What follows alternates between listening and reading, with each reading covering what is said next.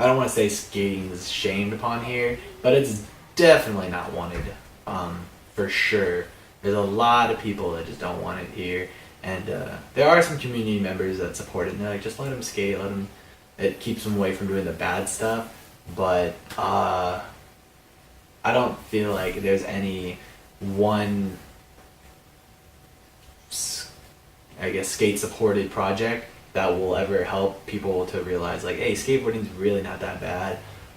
You guys should support it more and help build it so they can kind of stay off your property or get out of your way more often. Yeah, I don't know if that answered your question.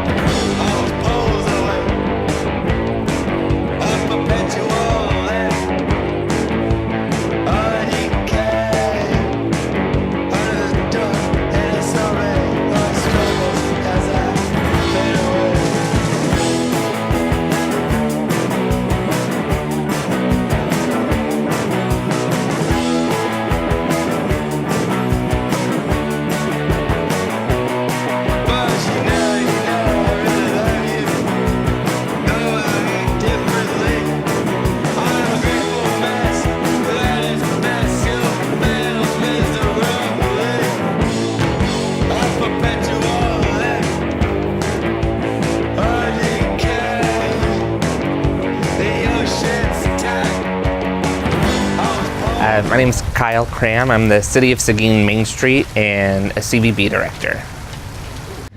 So Seguin was founded in 1838 as Walnut Springs, but it would be about 2 years later that they discovered that there was already a town named Walnut Springs, and so they voted to change the name to Seguin in order to honor the hero of the Texas Revolutionary hero. Juan Seguin would eventually come to our city to commemorate the town being named after him, and so there's a statue in our Central Park highlighting that event of him coming to town and riding his horse in full uniform and thanking the city for naming it after him. So it was founded in 1836, as I said, by a group of Texas Rangers. About 36 of them signed the charter to create Seguin, and we have what we call the Ranger Oaks, is which the trees that the Rangers met, and it's where they laid out the plans for Seguin. Since that time, Seguin has grown to now about 30,000 people. But it started very small, always with a really agricultural base, and that continues today with being known for the world's largest pecan. My name is Jack Jones, and I'm the Director of Parks and Recreation here in Seguin. I've been the Director of Parks here for the past 4 years. So my name's Pete Silvius. I'm the Outdoor Ed and PE Coordinator for Seguin ISD. Also live in the community here in Seguin, and so I have an opportunity to participate on the Parks Board with Parks and Recreation. So get to really promote the use of all of these parks and development of the skate park and development of the pump track. So we're making this town a better place to be, for sure.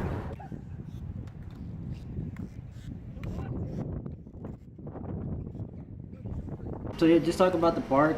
I mean, how long has it been here? How long you guys been skiing? Blah blah blah blah. You want to go first? No, you can't. Oh, all right. The park's been here for like about 2 years. 2.5. Two and a half. Yeah. Yeah. The grand opening was sick. Like, too many people to skate. There was a bunch of like skate shops. They were just doing demos, and it was insane. Like, no one could like skate. Like, it was just all the like the skate shops. Like, the team, they were just skating, and so no one could do anything. We were just watching them. I mean, there was kids like sneaking in and out of like their like demo, so it kind of sucked for them. Yeah, and yeah, it's been pretty sick since then. I haven't been there. Have you been there like before? Like, it was like actually open? The grand opening? No, before the grand opening, yeah. Yeah, I have. Things too sour. Before it was like just wood and stuff, and everyone tried to sneak in and just like try to like skate the spots there that were actually like made. So that was pretty fun, but they would always like kick you out like, it ain't ready. Like, oh, we know it's not ready. We just want to skate it already. Like, they turned the AC down, or not even really tear it down. They just like shut it down, and like people would like just try and go in there, and a lot of people like redid it because it was just bad. Like, it was just a bunch of like what is it, tarp? Is it like black tarp? Yeah. And then a bunch of like screws like just sticking out, and like people would just be dying on it. It sucked. Like, some kid got his like a screw in his wheel, and all he was like it sucked for him. He like kept like falling because he didn't know what was wrong with his wheel. Like, he was just so dumb. Yeah. Did you? Honestly, the first time I saw the skate park, I was like, damn, it's about fucking time they created a skate park, because I've always been skating street and all that, because like they never had a skate park here, and we'd always get kicked out of AC, if you remember that. Mm-hmm. And the 6 stair, we'd get kicked off of that, or like that 4 stair, the parking garage. Yeah, just spots on like the weekdays. They were just, of course. We'd like, always get kicked out of everything, and then like finally the gods heard us, and they were like, we're gonna make a skate park now. Like, too many kids are being fucking arrested and getting tickets for some bullshit.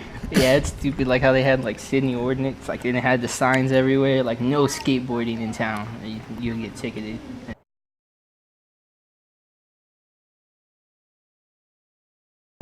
All right, my name is Derek Willingham, the co-owner here at K&D Action Sports with Kathleen Immel. Group. So, what brought you to Seguin? How long you been here and stuff? I was born and raised in Seguin, and then I joined the military and left for about 7 years. Came back about 3 years ago. So, what's life like here? It's a small town. There's not a lot to do, especially when you get older. Yeah, there's really not much to do. There's a movie theater here. You can drink. That's about it. And then so how'd you find skateboarding? How long have you been skateboarding? I played around with it a little bit when I was a kid, and then like I said, I didn't do much skateboarding for a long time. When I was in the military, I got out and just kind of picked it back up again. Just wanted to have a hobby that was outdoors, something to do outside, and there was nothing around here to even pick up the first board that I picked back up again. So I went to Created in New Braunfels. But a lot of the shops around here went to the longboarding scene. So there's really not a lot of people selling large amounts of street decks and stuff like that. So what was life like before the skate park got built, skateboarding wise? Well, way back in the day, everyone street skated, and then there was a skate park in New Braunfels called TSR, and it's still there, the Texas Ski Ranch. But nobody really uses it anymore. It's an all metal park, and you have to pay to skate. I think it's like $5 or something. You have to wear a helmet, stuff like that. And then Seguin opened one at the old, it was called the Learning Center, not the Learning Center, the Activity Center. Opened one up. And you had to pay a little bit to get into that too, and you had to wear a helmet, so everybody kind of skated there. And then that just fell off when it closed down, and so then dudes cut a hole in the fence and would go in and skate in that park for a long time, even after it was closed. Then they tore it down eventually, so then it was kind of back to street skating or flat bars at the house, stuff like that. Then they built the skate park, so that's kind of where the city prefers people to skate now.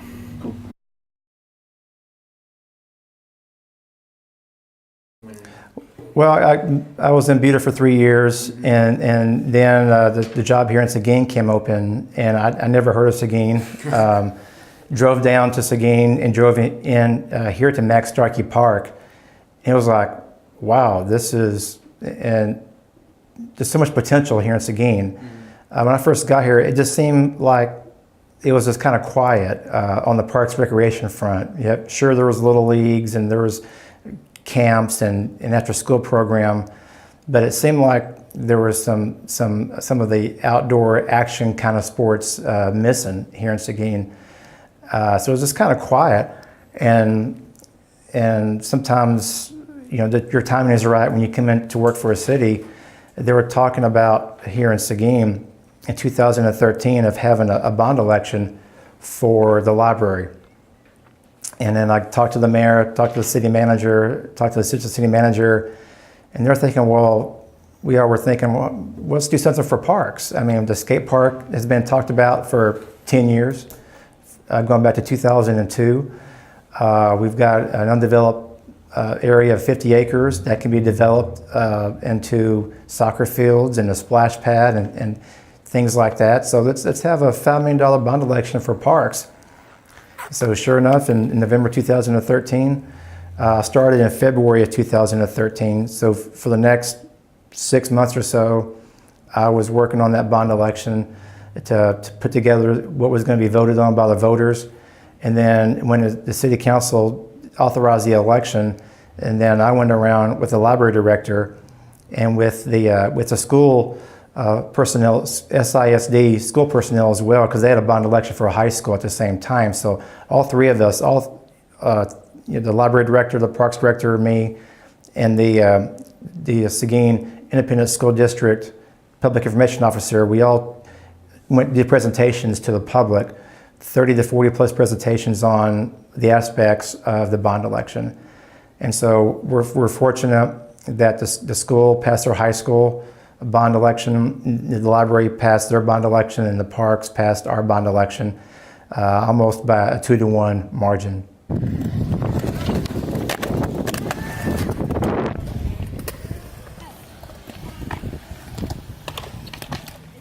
So I was a part of the Parks Board when the skate park was put in, and so I was fortunate to get to participate in some of the discussions with the kids on what they wanted in the park. Really, the woman that really pushed to get the skate park in Seguin was Mrs. Rach and her husband, Dr. Rach, and you'll notice the skate park is named in their son's honor. He passed away way too young, and he really liked skateboarding, and so she has been pushing to have a skate park in Seguin for years and years, and it's finally come to fruition here. We've had some other portable skate parks that have been at some other locations, some nonprofits and that type of thing, but never have we had a concrete skate park until this one came into play. She had everything to do with the skate park. Going back to here in Seguin to about 2002, Beth and her husband, Dr. Rach, and her son, Michael Thomas Rach. Michael was an avid skater, and they're involved in helping get a modular skate park over at the Seguin Activity Center. And so they raised money, and it was open in 2003, and it was just a modular skate park. And I think within a year or two, because it was made of wood, a lot of it, and I think the ramps and all, the wood just rotted and stuff, and so it didn't last very long. And so that skate park was in disrepair. And then so Beth Rach and her family and Michael Thomas Rach, they're working to get it repaired. It's just get it redone and so we can skate again. And unfortunately, Michael lost his life in a drowning in 2009. And so since that time, Beth really wanted to have the city do like a public skate park and have it of concrete. the modular skate stuff just doesn't last, and that's not what the skaters want. You know, the skaters love concrete, whether it's you know, plaza style, whether it's, you know, bowl, in-ground concrete. That's kind of what the skaters want. So after Michael passed in 2009, Beth really worked with the city to come up with a public skate park. And so I came here in 2013 and met Beth right away, and we talked about, you know, the bond election and what we could do for a public skate park. And she knew my experience of doing the skate park in Buda before I came here, and working together, she helped with the bond election and getting people to vote, and she was the driving force of having the Michael Thomas Raich skate park here in Seguin, and the fact the council named it after Beth's son Michael after the bond election.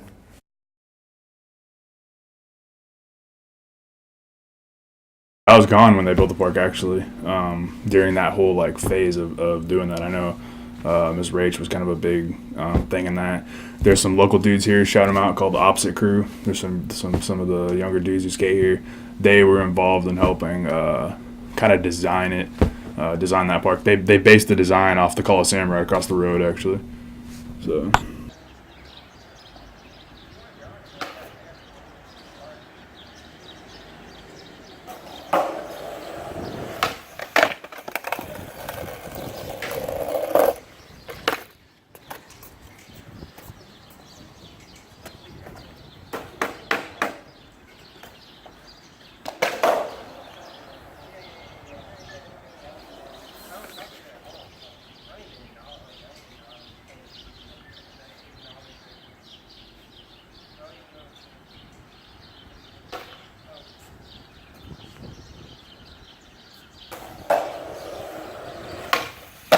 There you go.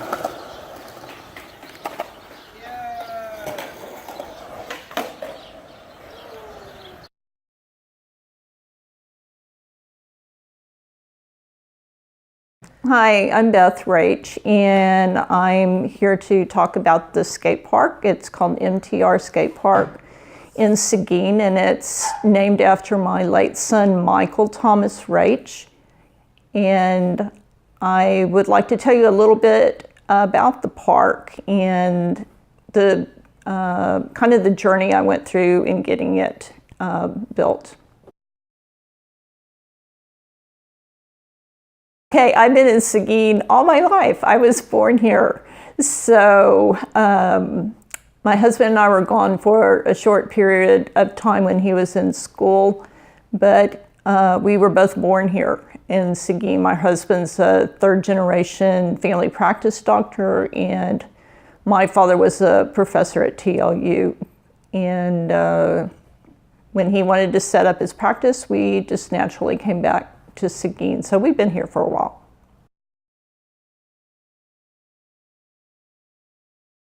The fact that Jack Jones, who eventually became our Parks and Recreation Director, had some dealings with the park there was very lucky or just instrumental in being able to do a really good job and getting our skate park here in Seguin built. Got it.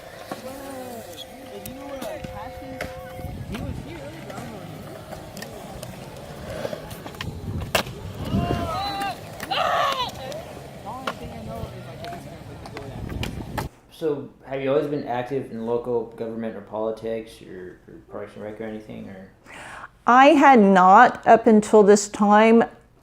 I had, when my son died in 2009, some of his friends came to me almost immediately and started talking about the Seguin Activities Center skate park and how they were going to rebuild that. So that began my journey of dealing with city government and trying to get this skate park built. Okay, so speaking from, I guess, a civilian standpoint, what was your first initiative or your first step toward getting the skate park built? I had no understanding of what it took to build a skate park. And since I started in 2009, there were still skate parks that were being built out of wood.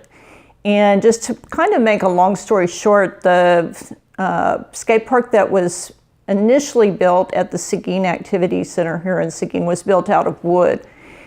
When that skate park began to deteriorate, that's when my son became involved in trying to have it rebuilt. During 2009, at the very beginning of 2009, a skate park was going to be rebuilt at the Seguin Activity Center. Some of my son's friends told me about it, and I immediately wanted to become involved with that. So I worked with the Seguin Activity Center for about 2 years. And I came to realize that if a skate park was going to work in any town, and this is very important, that it had to be made out of concrete and it had to be part of the city. The city had to have jurisdiction over the skate park. And the reason that is for liability. There is a Texas law that exempts municipal skate parks from liability that would occur in the case of anything that was a self-powered roller device, which means the bikes and the roller blades and skateboards. Texas cities are covered by Texas Law, Chapter 74. It says Civil Practice and Remedies Code, and it limits the liability that a governmental entity has in regards to such things as skateboarding, rollerblading, even paintball use. So I think that really kicked off the boom of skate parks in Texas. I think back in the 80s and early 90s, there were some being constructed, but there's some issues with liability. And some cities had to staff it with city staff and supervise it and make sure everybody has on helmets and knee pads and all that. And certainly here in Seguin, we encourage everybody to wear helmets and knee pads and elbow pads to protect themselves. But sometime in the 90s, that Texas law came into effect that limits local governments, cities from being immune, for the most part, from being sued due to injuries on skate parks. So I think when that law came into play in the 90s, then you saw, I think, an explosion of skate parks constructed in Texas. Before we had the skate park at Park West, they would take the kids to the activity center. And they would also take them down to, there's a pavilion in Starkey Park. It's just a big piece of elevated concrete that can be used for a number of different things. So occasionally the kids would take their own rails or whatever, and they would go down there and skate. It was covered, so it made a good place to go when it was raining.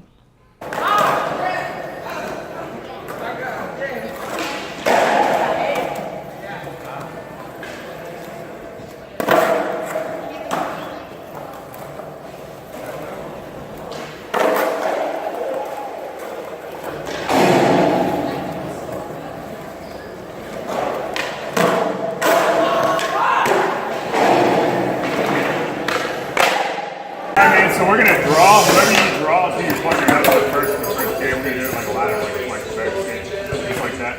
So what'll happen is, since everyone put their name in, say he draws XZ, then we'll pull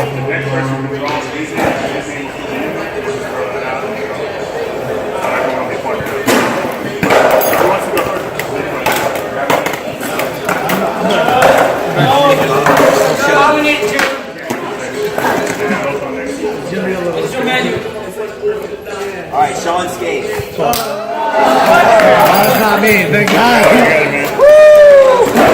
That wasn't crazy. I got Gonzalo. That was big kind of stuff.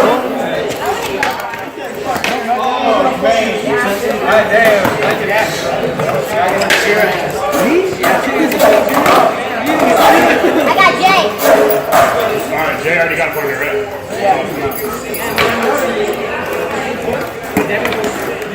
Dylan Bradshaw.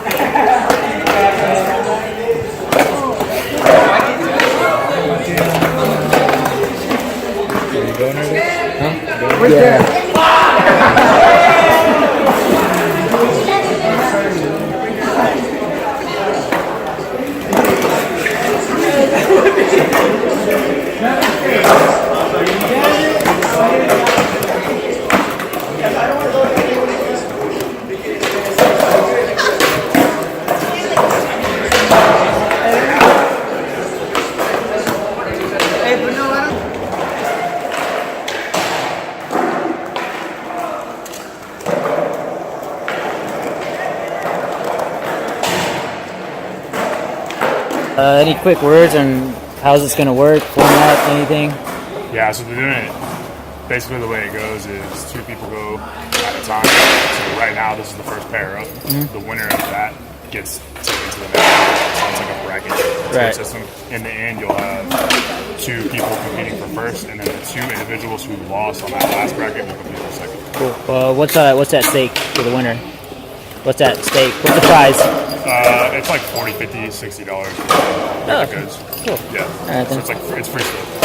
Okay. Yeah. Cool. All right. This is pretty much a big game of skate, or I mean. Yeah, it's just a huge game of skate. Cool. For free stuff. You're the only judge or referee, or you call it as it is? They pretty much judge themselves as a game of skate, so it's. All I right. mean, if someone has to, we will. But people are pretty good about being honest. All right, cool. Right on.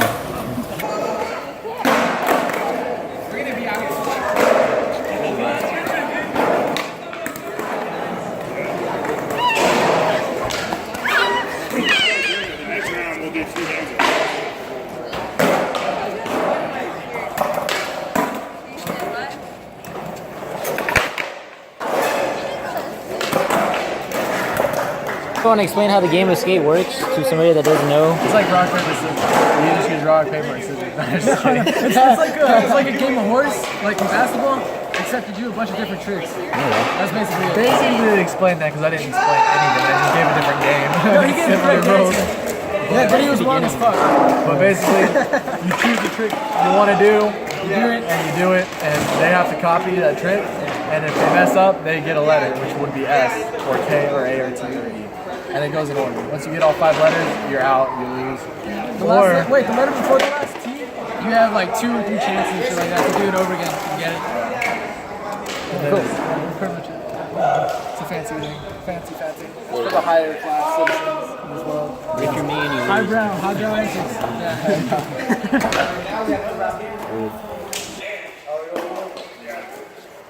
I should have chose paper.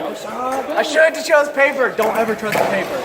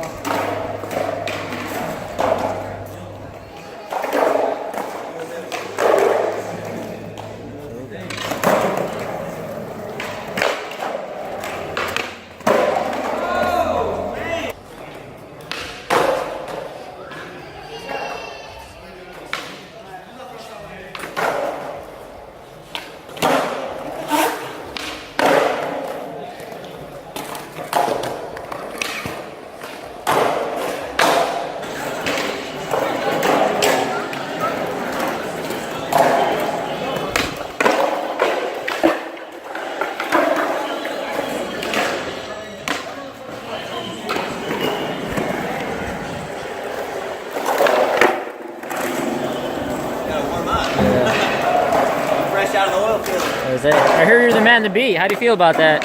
What's up? I heard you're the man to beat. How do you feel about that? Man, here in a little bit, the man to be will be here. Alright. Got my good friend Jared Young coming out here, so. Alright, cool. Yeah, dude. yeah. But happy to be here. Excited to finally get to meet you and see where this journey takes us. Cool.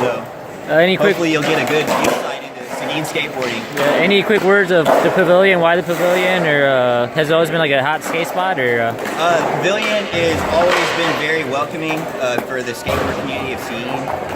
It's of course wide open, large, covered.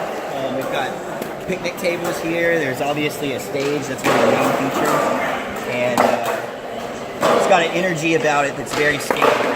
You know, it's a very welcoming spot that brought us all together for many, many years. So we used to have skate jams here all the time. Obviously, everybody's really excited to be here and get together and just show the love together, you know, and have a good dry place to do it, especially on days like this in the rain. So right on, dude. Good spot. All right, well, don't mind me. Continue as you're warming up, dude. Yeah. I will.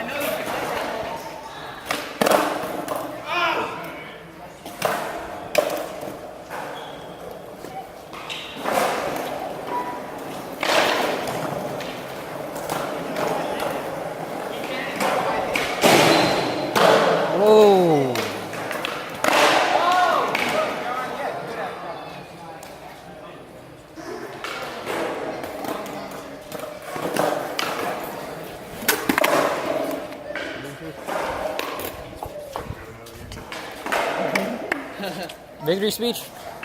Huh? Victory speech? It was a great game.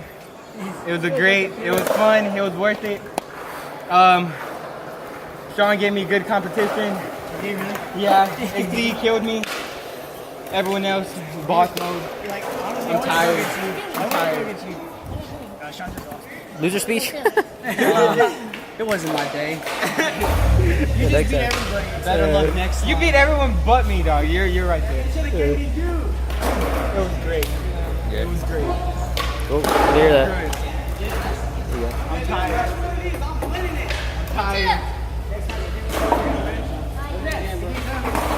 Yeah, so we've got a long history of non-traditional PE in Texas, and so we have to, we have state guidelines that set what are the expectations of all our PE classes, but we have a little flexibility within those. They're called TEKs, and so we recognize the importance of lifelong learning.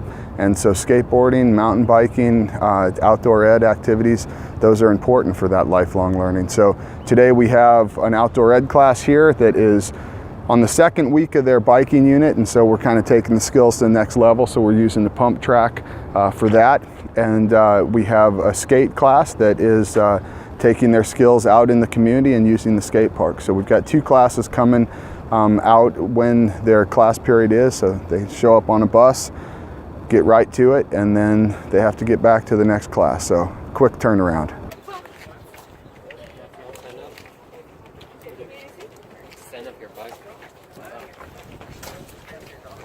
The PE class? The PE class. Yeah. Well, I did not know anything about it when I got into high school. Like when they're like, my friend Connor was like, hey, there's like a skate class. And I was like, what? He was like, yeah, you didn't even look into the book? I was like, I didn't. For all the courses, I was like, I didn't. And they just gave me something. And I was like real nervous about it. But yeah, and then I changed my schedule, and I was like, I thought honestly that we were gonna like stay somewhere at the school and skate like flat or something, but no, we ended up like, I got on a bus and we like drove out of like the school area, and I was like, where are we going? I was like, oh wait, I was like, I asked someone, we're going to the park? They're like, yeah, we're going to the park. I was like, for real? For real? I was like, no.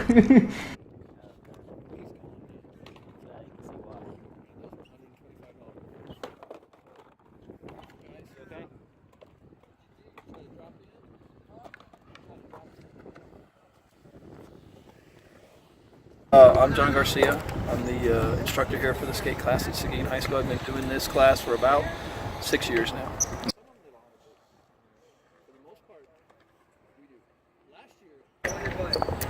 We had a coach here before. His name was Rick Robbins, and he was doing the outdoor ed, and he had a lot of kids in that were skaters, and they wanted to do that as part of the curriculum.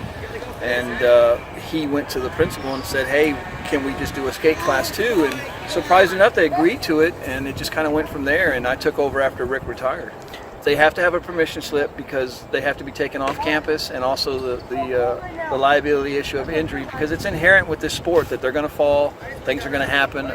They're informed that they're going to have to wear helmets, and there will be all the safety precautions taken that we can. I mean, it's nice, but I was kind of bummed out about the helmet because I've never worn a helmet when I skated before. Yeah. It was like the first time I wore one, like they're handing me one. They're like, can't get off the bus with a helmet. I was like, okay. I had the last one too, so it was a pink helmet. I mean, that's why I sat in the front. I always sat in the front. I sat right next to the helmets. Yeah, a cat or but dog?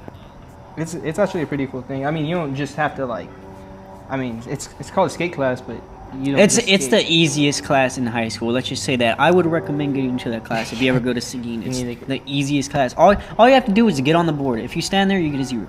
That is a requirement of the class, yes, that everybody has to skate, and we don't put them on the spot where they have to be Tony Hawk or anybody like that. It's just get out there and try, introduce yourself to the sport, make an effort. That's all we want to see. We don't make them do certain things. We kind of let them do a freestyle thing where they do their own thing and they work on what they want. We found that we get more participation that way rather than trying to be strenuous with them. If you don't get hurt skateboarding, you're not really skateboarding. I mean, and if you don't break a few boards skateboarding, you're not really skateboarding. So that just comes with it.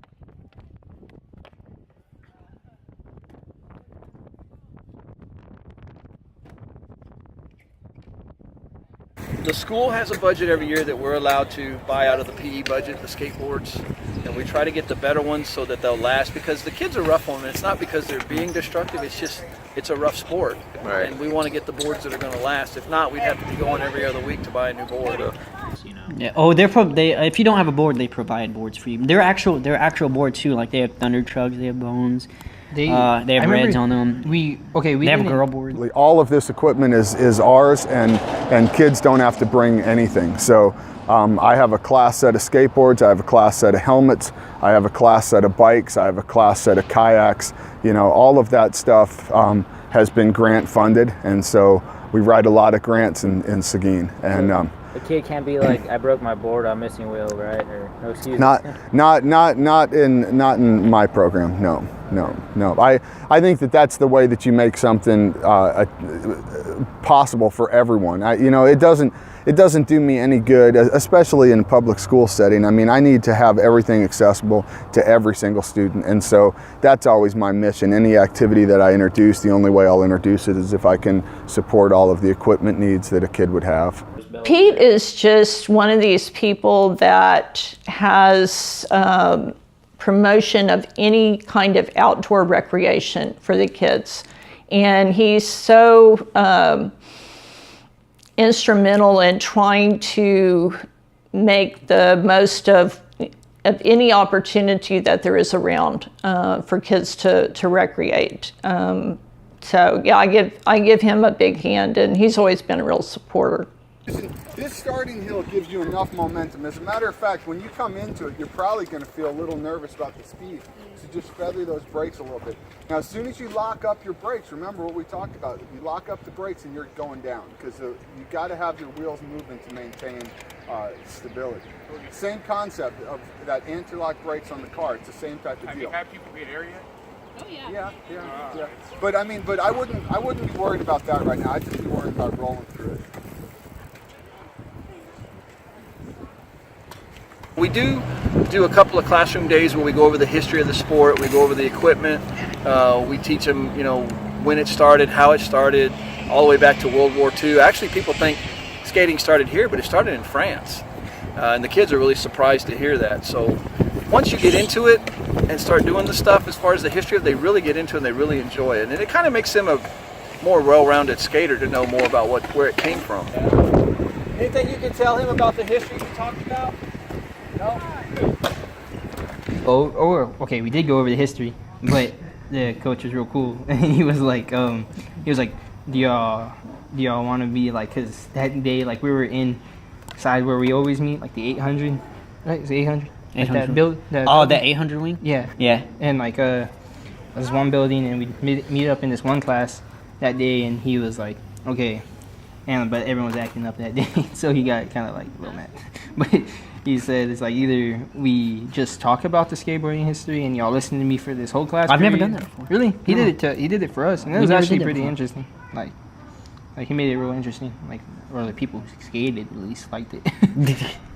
The other people just sat there and acted like they were listening. But he said either we sit here and like be quiet for me, and y'all listen, and then we go to the park like the next day, and I won't make y'all take a quiz, but y'all just gotta remember it. We never took quizzes, really? Y'all take quizzes no, now? we only he only did it one. He went over it one time, but I think it was because it was raining and we did not go to the park, and we needed something for the end of it, like the I don't know, the end of the 5 weeks or something like that.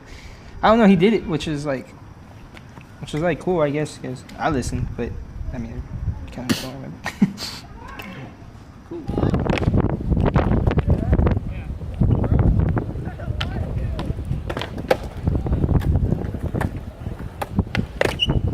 And we talk about the industry and how it's right now. It's like a $4.2 billion a year industry, and it's not just the skaters. It's the marketing. It's the sales. It's the design.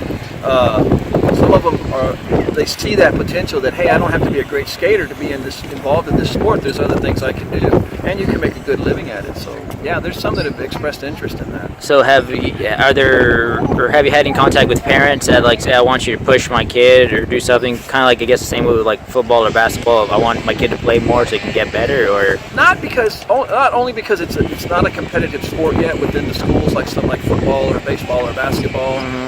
We do have parents that are concerned to make sure their kids have the right equipment, and they will buy extra stuff for them. We do require them to wear a helmet, which we provide. Some of the parents will buy their own. They'll buy their own pads, that sort of thing. But as far as the competitiveness, because it's not a competitive sport yet, as far as the high school goes. I have not had anyone tell me that they are wanting to be a pro skater, but most of the kids that I'm dealing with are not at that level yet. But I've had many kids come and say, man, I've never enjoyed PE, but I love this class, So we're definitely tapping into something that needs to be pursued further, Alternative sports are I think that's the way. I think we can change the world with it, honestly. I mean, I think traditional athletics speaks to a wide group in our population, but it doesn't speak to everyone, and we really need to promote all of the possibilities.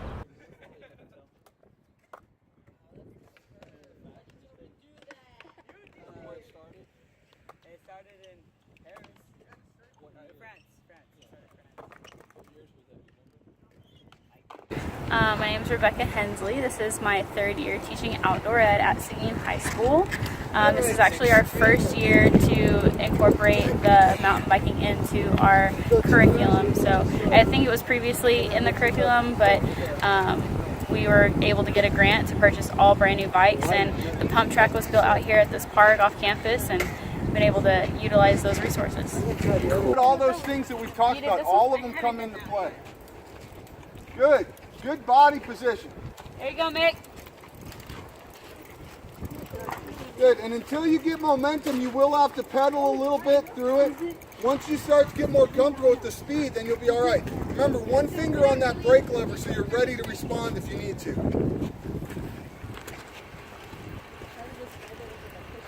Yeah. Yeah, well, you can, yeah, you can do it. Just take your time. No one's more scary. Like, it's easier to go down and it's easier.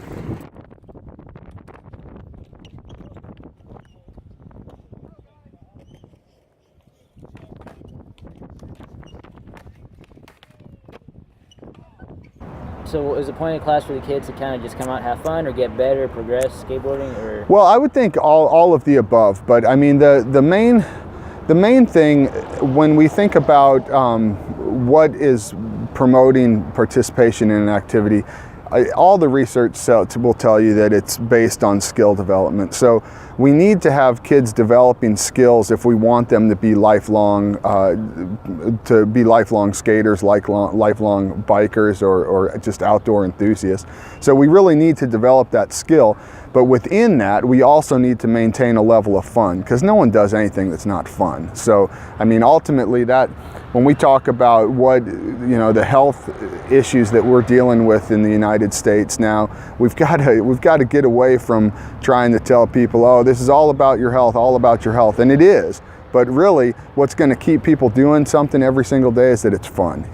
People want to do things that feel good and they enjoy. And so skating, mountain biking, those are great examples of things that truly feel good and are fun, great social outlets. So you're getting that double possibility where I'm benefiting my health, but I'm also promoting the social well-being that I have.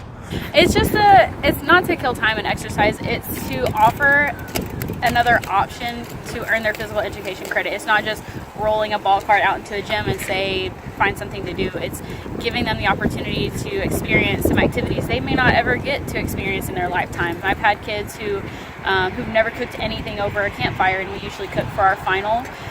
Or they say, I've never made a s'more out over a real fire. I've always just cooked it on a gas stove, or anything like that. Or fishing. Some kids have never had the chance to fish or to ride a bike, and we give them that opportunity to have that experience.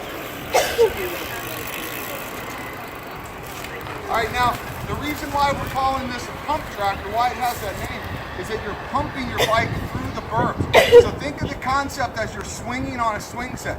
You're swinging and using the momentum, swinging your legs, same type of deal.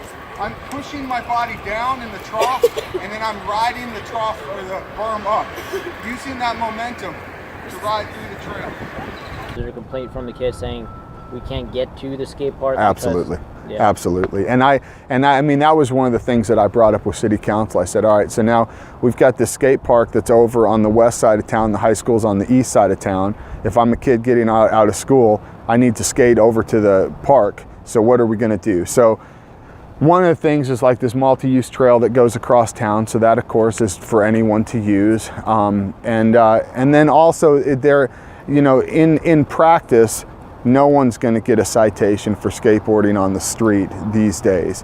Now, if someone was skating on the sidewalk in downtown and they put their skateboard through a window, there's a chance that citation might be given in response to that damage. I've asked that we consider removing that rule that skateboards are not allowed on public streets. The sidewalk one, I won't challenge that. I think that a multi-use situation like this is fine, but we probably don't need to have skateboards on the downtown square, you know, so I can be behind that. But I want kids to be able to skate on the street. As a matter of fact, I'll ride my skateboard downtown to public events. And just last year I was riding it down, and the mayor was down there, and he said, "How'd you get down here?" I said, "I skated on the street," you know. And I said, it's important that we recognize that here I am in my 40s and I'm skateboarding down the town and I'm not causing trouble, and it's an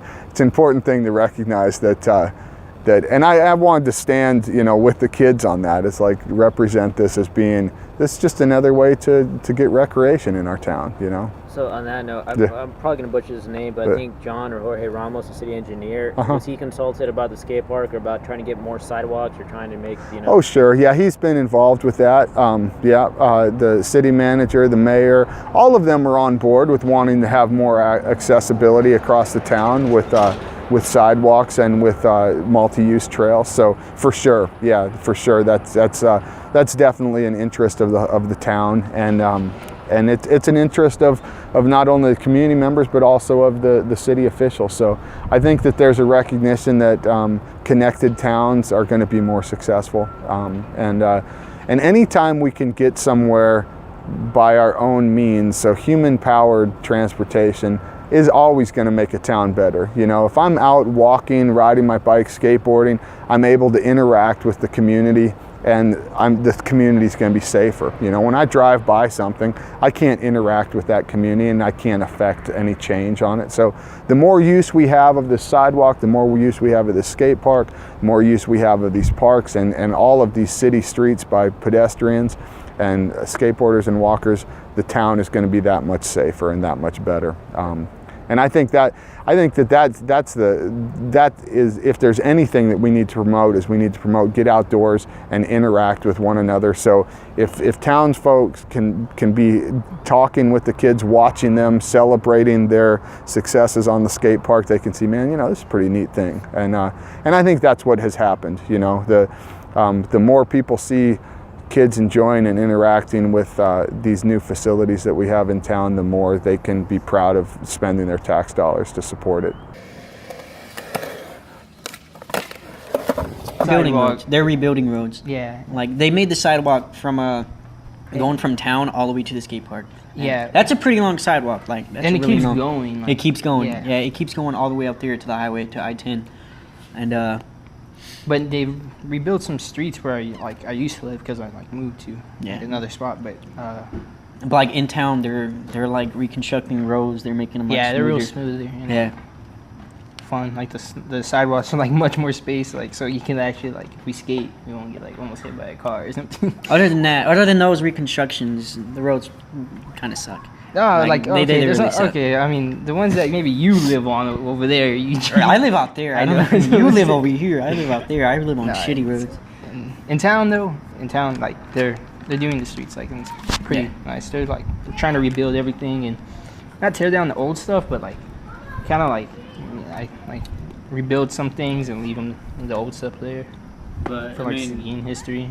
There's more sidewalks being constructed. In fact, I have a new one that's just about a year old right outside my house. And I do see kids with skateboards kind of heading toward the skate park. There's going to be more sidewalks built that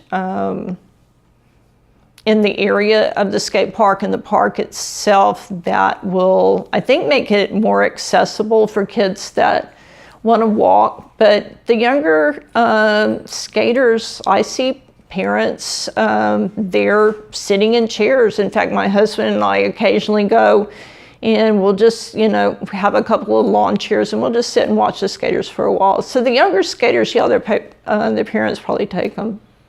Honestly, I think they should build sidewalks everywhere you go, basically. Yeah, basically. Especially in town. Those sidewalks are so shitty. They have fucking cracks. I mean, they have cracks everywhere, bro. They kind of not saying they didn't do a good job, but they made a, the whole bike trail thing. But Like, I mean, I use that too, even though it's not for a bike, but. My name is Pamela Centeno. I'm the Director of Planning and Codes with the City of Seguin, and I've been here for almost 13 years now in the Planning Department. I'm over the Building Permits Department, the Code Compliance, as well as the Planning. So we do so many different things. So just to kind of give you an overview of it, we deal with the plating and the zoning and land use in the City of Seguin. And then building inspections, we deal with all the permitting and inspections of new structures. We also deal with all of the new developments as far as site plans, so overlooking the parking and the landscaping and the design of the developments that come into the city.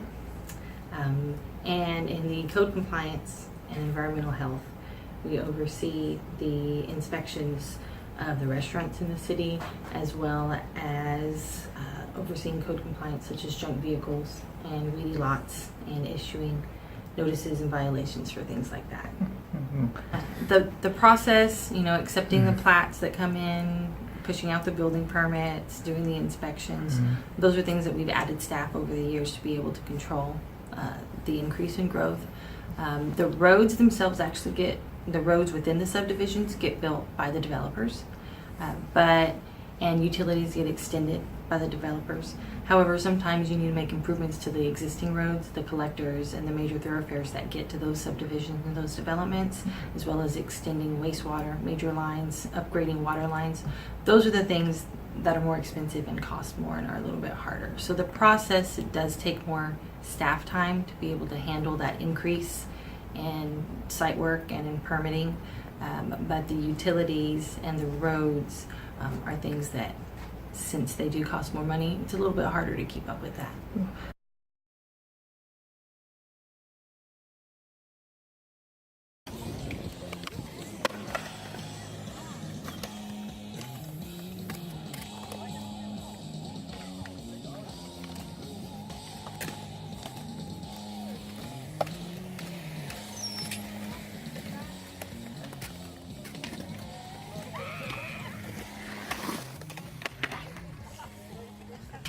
Why'd you blunt? You should do a blunt. I was gonna come in like 5 others. I don't know yet, but I think you can do that.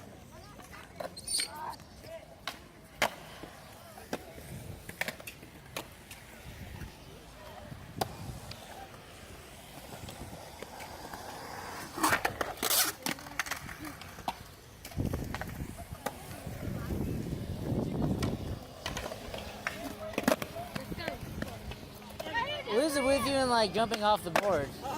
What is it with you and jumping off the board? I think that that we have any time that you're going to have teenagers congregating, they're going to be pushing the limits to try to see what they can do, and whether that's a basketball court or a skateboard area, you know, you're always going to have that. And so, I mean, it's something that we deal with with the city parks just nonstop. You know, graffiti and vandalism is always going to be an issue.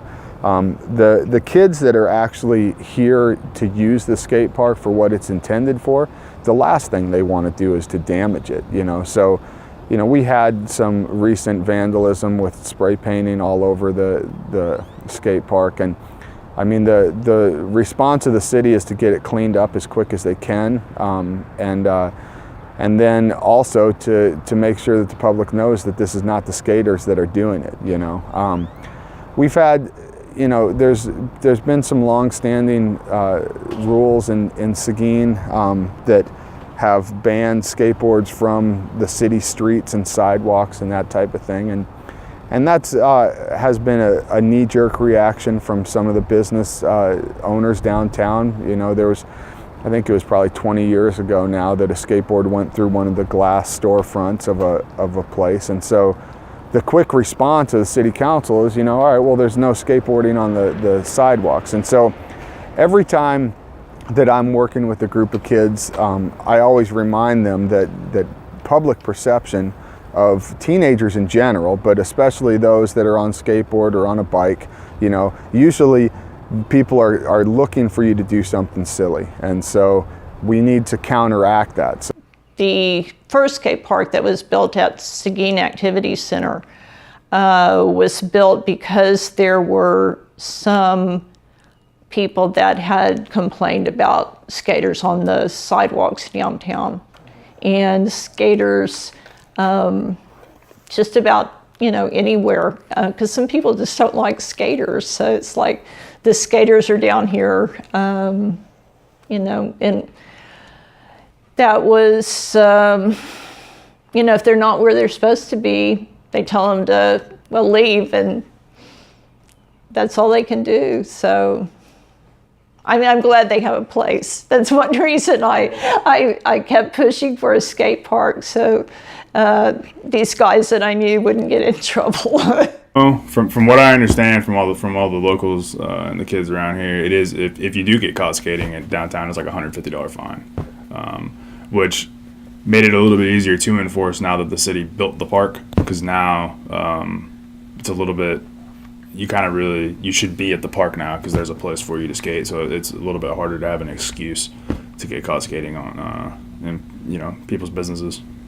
And that's just in the downtown area, right? I believe, yeah, in the downtown area. I mean, I have one of the little homies that comes in here was telling me that he, I guess he got harassed by one of the I don't know if he called harassed, but one of the police officers stopped him and gave him a hard time about just skating on the sidewalk.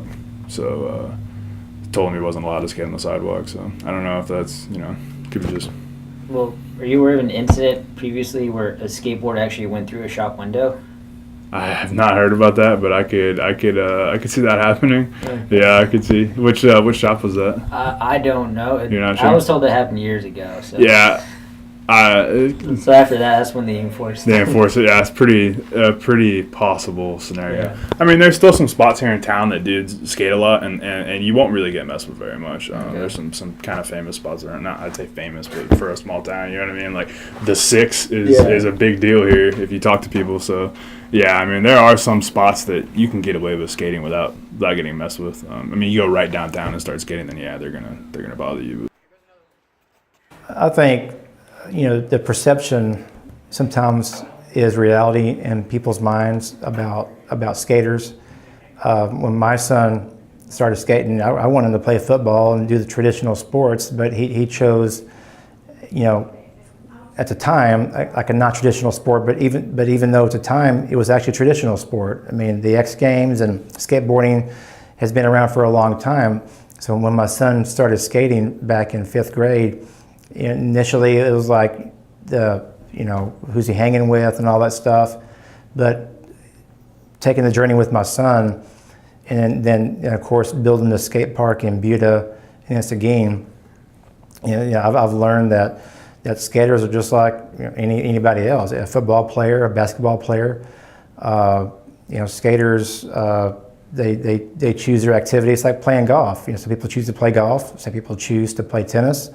There's kids that choose to skateboard, and those are just like any other sport, in my opinion. What influenced the skating was when they built the park, and the kids had a place to go, because they have that perception of the skaters on the sidewalks downtown and that stuff, and they're bad kids, and they're really not. They just want somewhere to skate, and you find somewhere for them to skate, you find out that there are really a lot of great kids involved in this.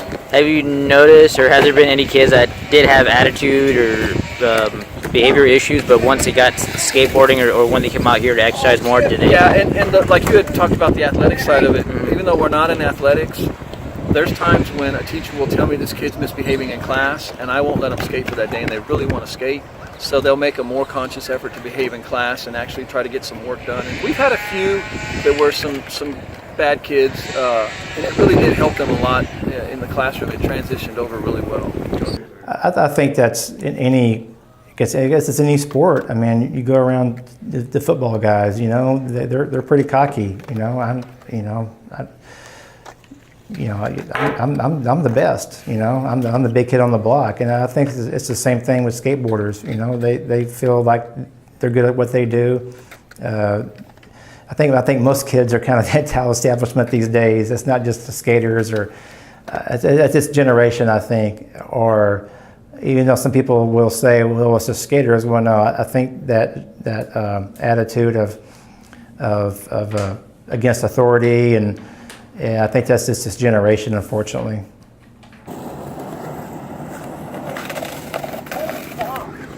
I heard it. I heard it. Yeah, shitting myself. I didn't jump high enough. Woo! Alright, we're good. There's probably other mothers, in fact, there's probably a lot of other mothers whose kids want to skate and they want to know where they are.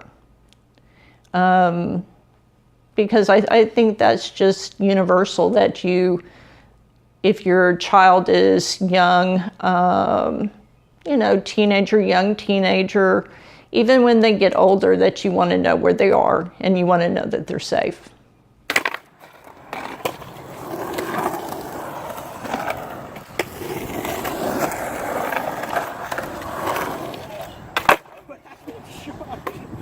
There's a fucking thing of ground.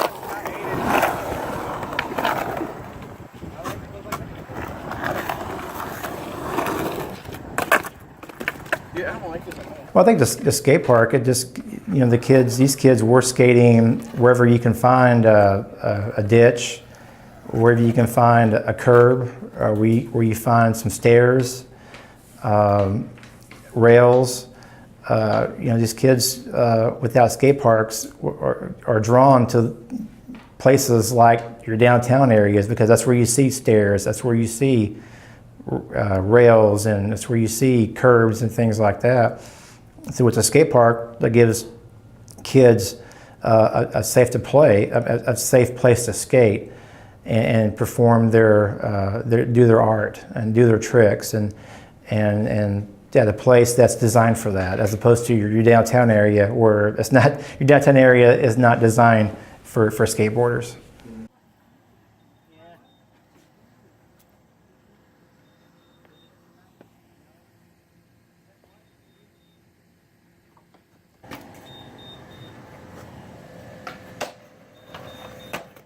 So right now we're actually taking video submissions to flow people here for the shop. And that's you can already see some of the dudes, they submitted videos and they resubmit videos and they're already better in 4 or 5 months. So yeah, I think if you give kids incentives, it helps them push to do better, and then keeps them doing something that's worthwhile, as opposed to, running around being a hoodlum. I'd rather people, if the worst thing that they're doing is skating illegally on the sidewalks, then doing pretty well. Yeah.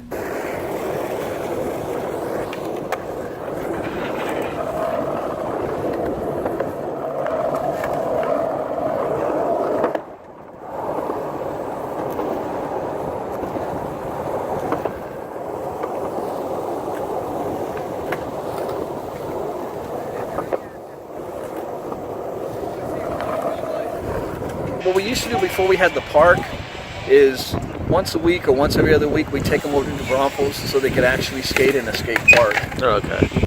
Before, when I was in 8th grade, my friends told me that at one point, for their finals, they went to Jaws, New Braunfels, and and they stopped doing that because they had gotten a new principal as soon as I entered high school, and I was like, fuck, now we can't go to Jaws.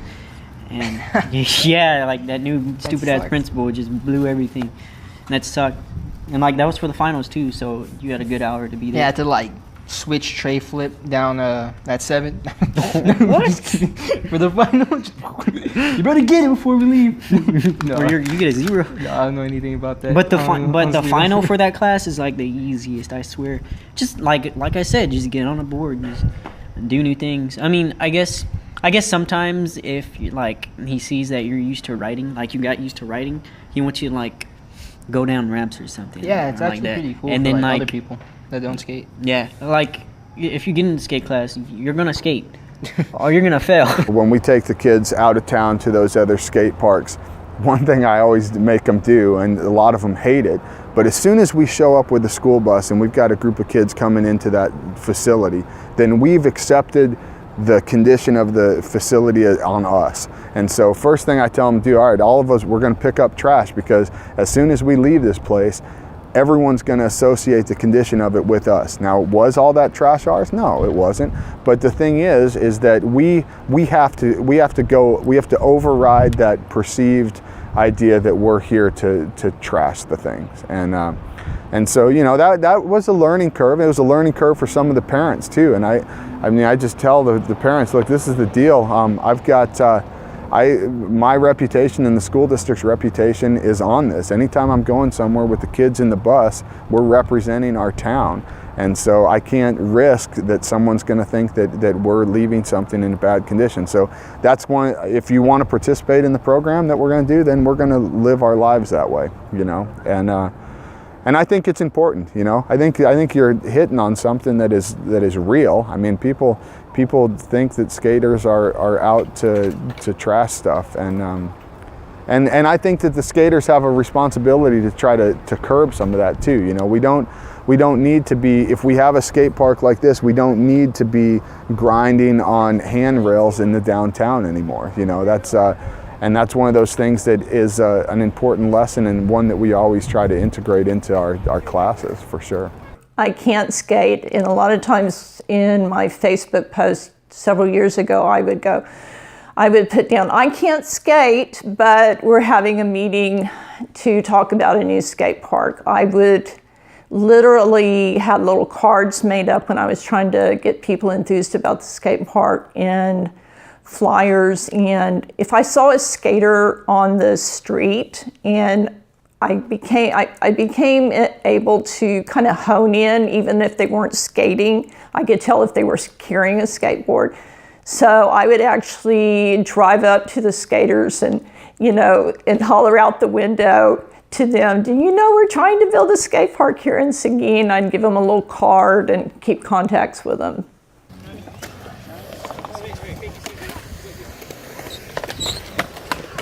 Oh.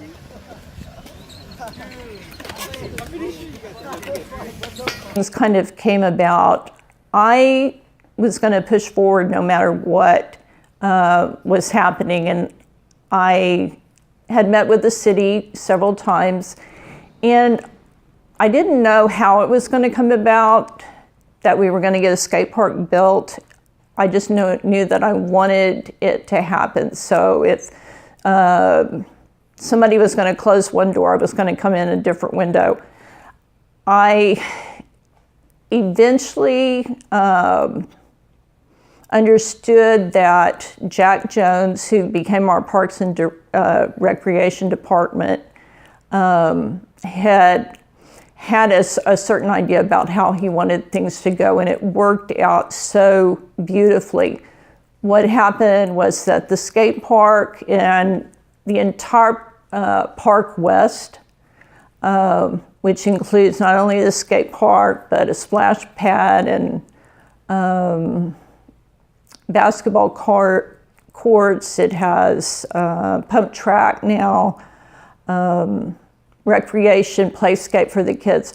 That park, which included the skate park, the library here in Seguin, and a newly built Seguin High School were all on the same ballot for voters to decide if they wanted for these things to happen in our community. And all three of them were on the ballot, all three of them passed.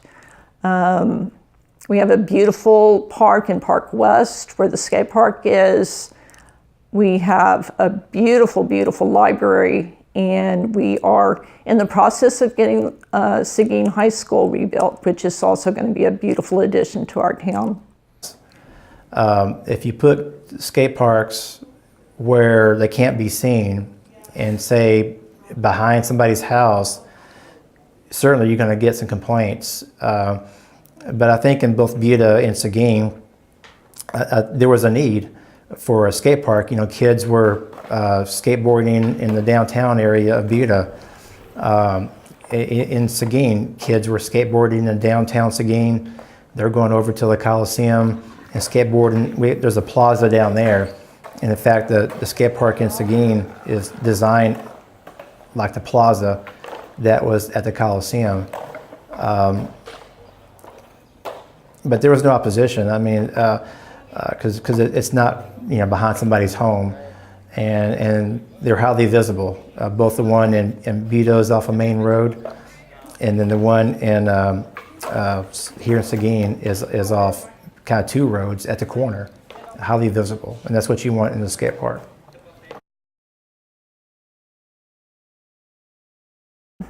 I knew about the Tony Hawk grants because the skate park over in New Braunfels that they called Jaws was a Tony Hawk skate park, and I think it was finished in 2009. So I knew about the Tony Hawk grant, and everything really that I did, I kept in mind that I wanted that to be part of my submission to the grant.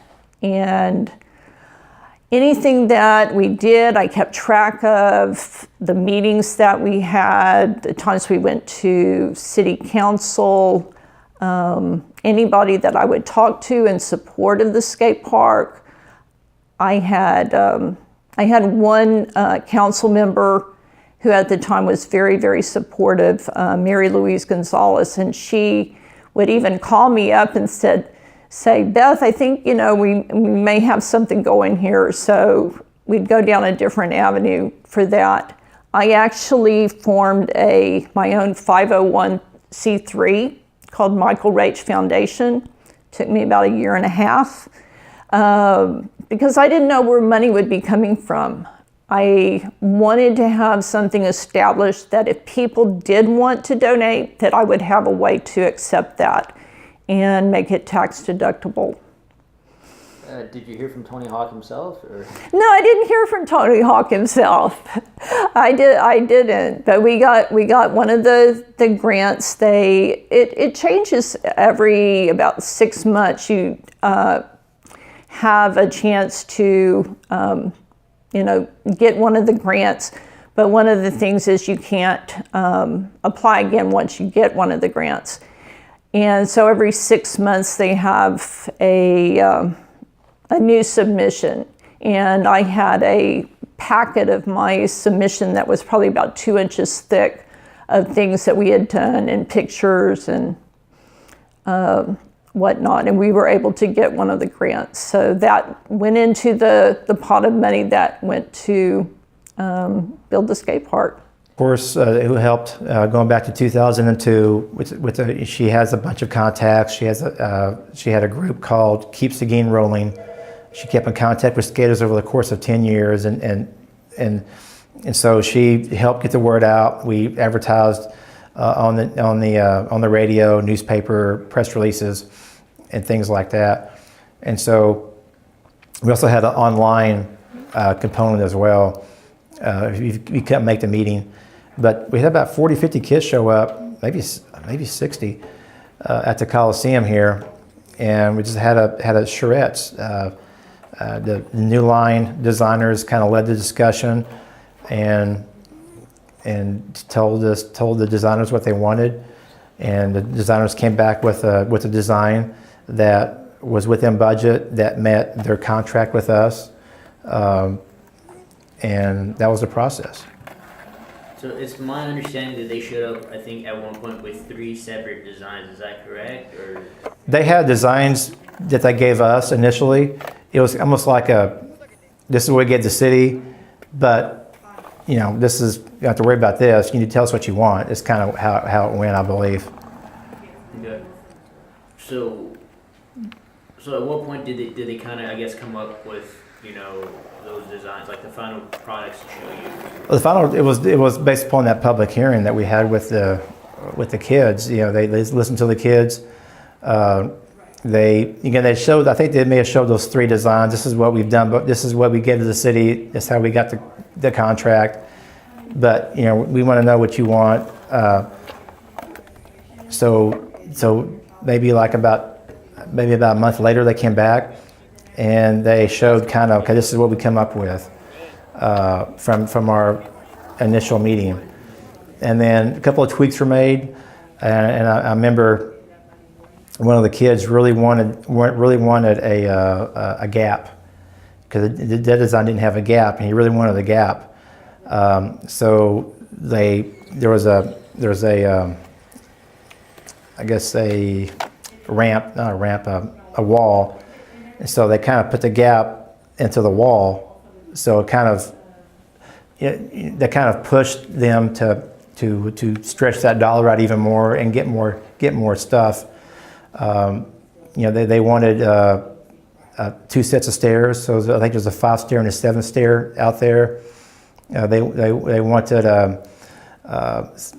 I forget what this is called, but there's a hump in the middle. Some kids wanted that, so it was designed basically as what the kids wanted. I think these kids wanted more plaza style, as opposed to of course everybody wants a big bowl, but those bowls cost a lot of money. So instead of getting a 12,000 square foot skate park like we have now, if you had a bowl, you've only maybe you had your bowl, but maybe 6,000 square feet or 8,000 square feet. You would have been crammed in there. So the skaters kind of decide, okay, we only got X amount of dollars, let's stretch it out. Let's get a lot of the plaza stuff, some rails, and we can grind, things like that.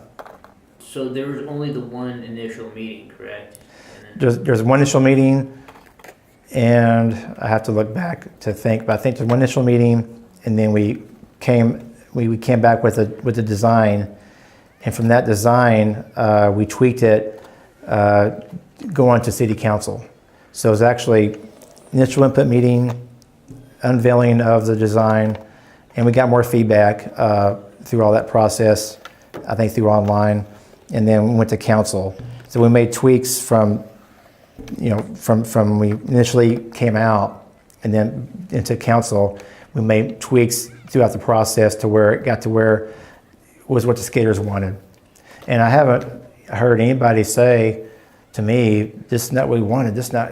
For talking to the kids, we had our grand opening out there. I think there were probably 200 kids out there for the grand opening.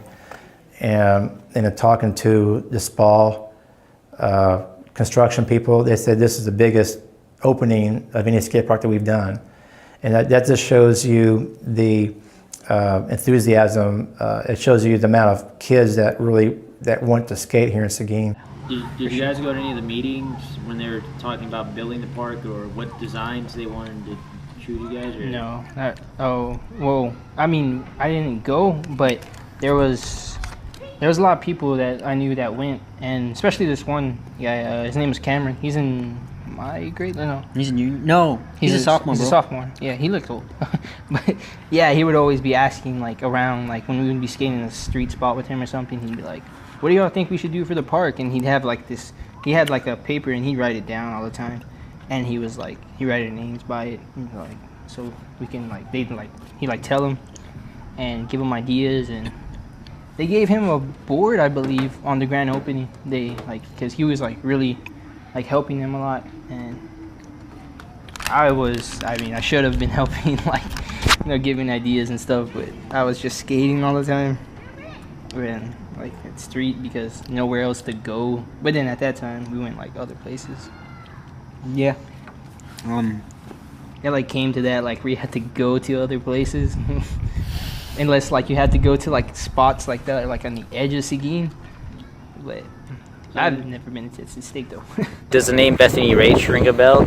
Yes. Do you want to talk about her at all, or? She's done a lot for the community as far as the skating. She had a son who unfortunately passed away, and he was big time into skating, and she's just kind of carried that on. And she was one of the first people that realized that these kids weren't really a bad group of kids, that they just wanted somewhere to skate. So she's done everything she can for the community of Seguin to ensure that her son's memory lives on, which is they named the park after him, which I thought was really great because of all the work that she's done. And she really cares about the kids, and she cares about skating, and they're lucky to have her. Cool. It is, once we started going and thinking that the skate park was going to be a reality, a number of people, different people, had come to me and said, we really want to do this. And Michael's, think about naming it after him. And the park at the activity center, the previous wooden skate park, was it was called the Ledge. And then when I got involved there, it was called Mike's Ledge. And I just wanted to, I didn't want to make the naming be such a big deal, but I knew that if I had the choice of naming it after him, of course I would love to do that. So on that, do you feel like you have a special, like, do you want to see the skate park grow, or skateboarding grows in Seguin? Should they build a new park? Or?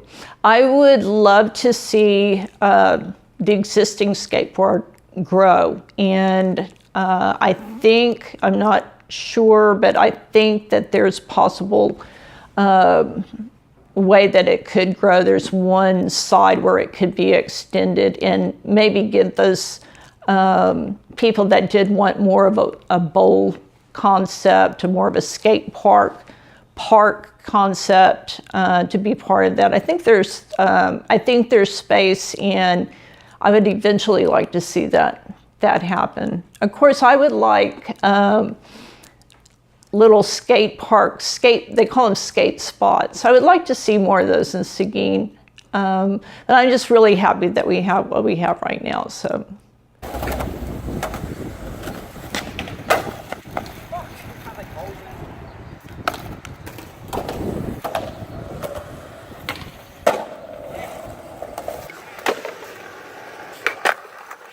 I always say that I want the skateboard park to continue to be successful. And by that I mean that I want it to, be a safe place for the kids to skate, an accessible place for the kids to skate. So I drive by a lot and just just drive by, take a quick look, see if the kids, are there skating, or if there's just big,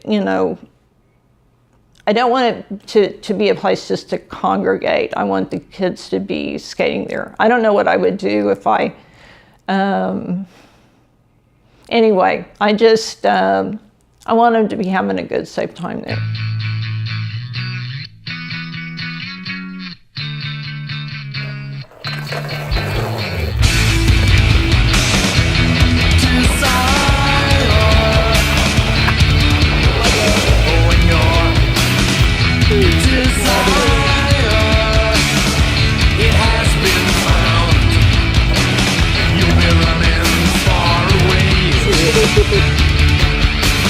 When you're